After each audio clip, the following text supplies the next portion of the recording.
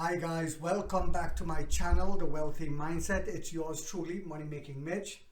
And as usual guys, this is not financial advice. Please do your own due diligence and research. Yes, I'm doing a video on a Sunday because some amazing news came out.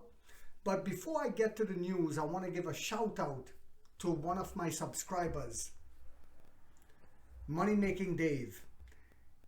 See, a lot of people gave their take on JP Morgan and they were all right. And I agreed with all of it, that it's fraudulent, etc., etc. And that they're downgrading it so they themselves can buy like they did with Bitcoin.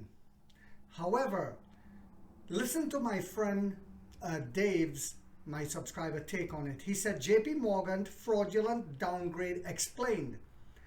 They beat down before earnings to prevent share price from running far ahead in the event earnings report are good.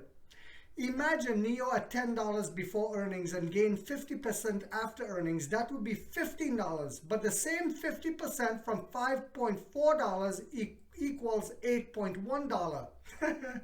That's why they do that before earnings. Unbelievable. Sick.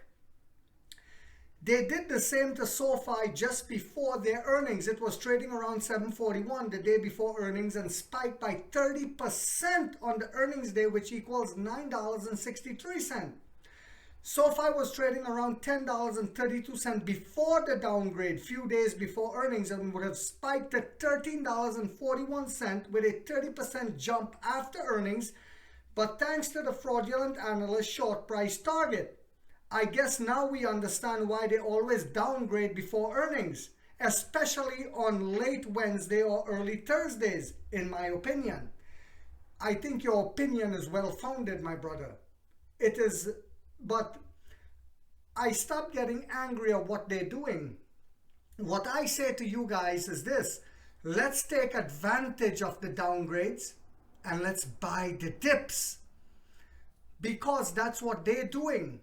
See, what they do is they prop up a company, and when the share price is very high, they keep telling you you should buy, knowing fully well it is overvalued, and you buy and you buy and you buy, and then they pull the rug out and then they come back and say, oh well, this company is overpriced, blah blah blah, but they already sold at that high price before they come out and say this to you guys. And this is the game that they continuously play, and we have to learn to play the game.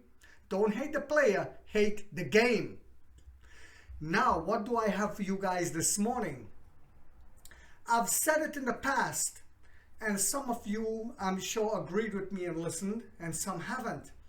I said that NEO is going to become profitable, not from just selling EVs. It's going to come from all of our combined segments. But you must have vision to understand and realize this. Now listen to what just happened. NEO Swap Station in Denmark has begun offering frequency regulation service to power grid. The service barely affects battery swap stations' ability to provide service to car owners, with one station bringing in revenue in the tens of thousands of euros a year. Let me say that again. With one battery swap station bringing in revenue in the tens of thousands of euros a year. One station. According to a NEO vice president, NEO's only swap station in Denmark has begun offering frequency regulation service to the grid. Image from the NEO vice president, Shenfei Weibo. So, imagine when we continue to build out throughout Europe. Imagine when we come to America and we start building out and giving back to the grid, how much revenue we'll be creating, which they need desperately, or else America cannot adopt EV on a massive scale because of the drain to the grid. Imagine the revenue we'll be making, and I say it again. And not just from giving back to the grid, but from people using the swap stations. We're going to be the new gas stations, and the revenue we're going to make from that will blow your mind. Now, NEO's battery swap station in Denmark has begun offering frequency regulation service to the grid, a small step for NEO Power in Europe and a big one for the battery swap business model as a whole. This is why I continuously say we have the only winning business model when it comes to EVs. This is why EV adoption is struggling in America, here where I live, because it's not a winning business model right now. It's a drain to the grid. After that EV is about 8 years old, the battery is worthless and you can't get nothing for the EV, and people are realizing this.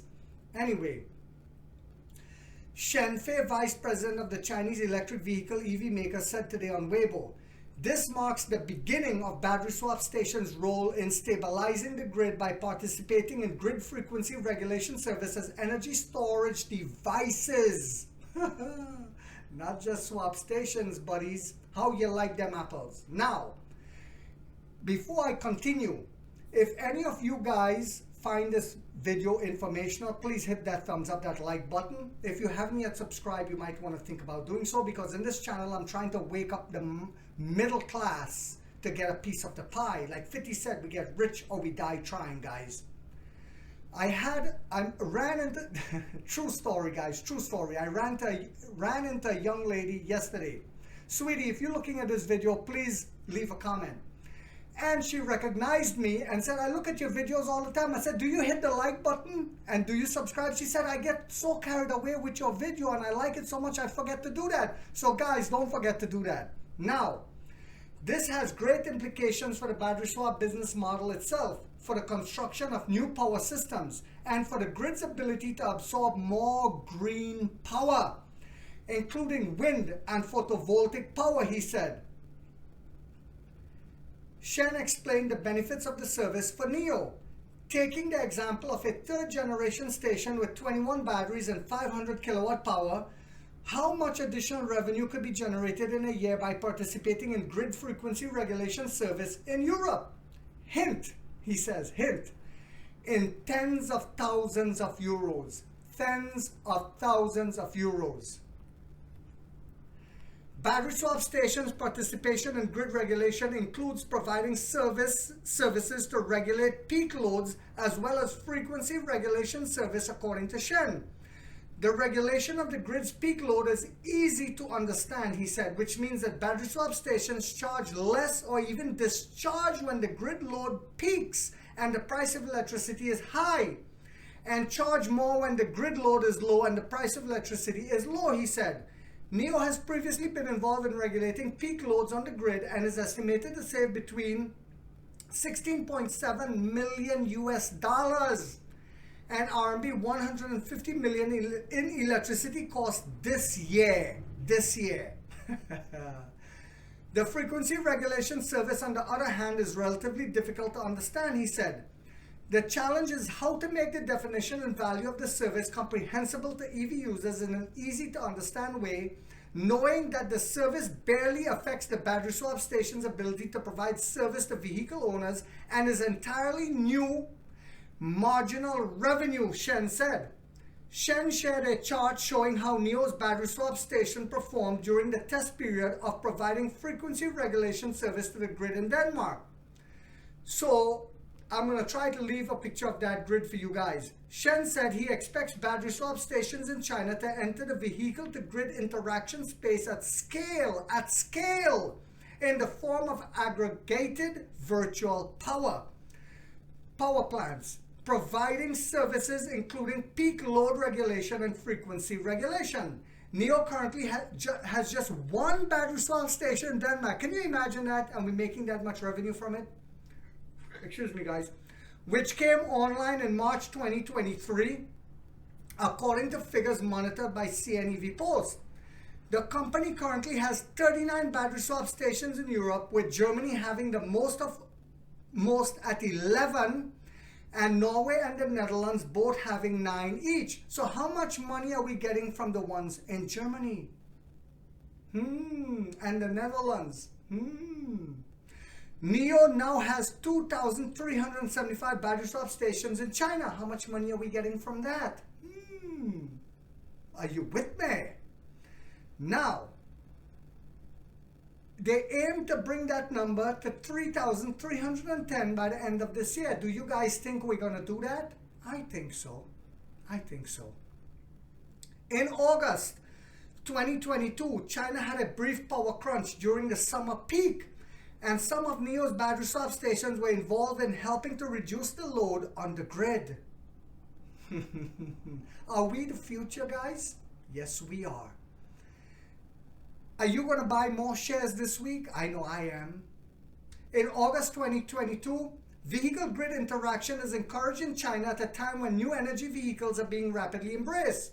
Do you think that's why the Chinese government said they're only going to give the tax incentive this year to companies that align themselves with battery swapping? Are you guys still scared that the stock is going down? Are you looking at the stock price or what the company is doing? This is the key.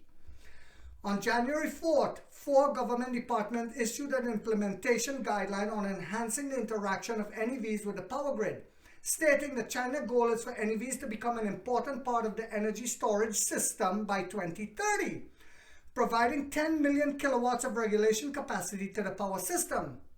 So the government recognizes what NEO is doing and they are behind us. Are we going to go bankrupt and fail? Like the shorts, the negative Nancys, the trolls, the wicked demonic animals that want to pull you down in the barrel with them are saying? So I hope you guys found this video to be informational and inspirational. If so, don't forget to hit that thumbs up, guys, that like button. If you haven't yet subscribed, you might want to think about doing so, because in this channel we have that warrior mindset. Like 50 said, we get rich or we die trying, guys.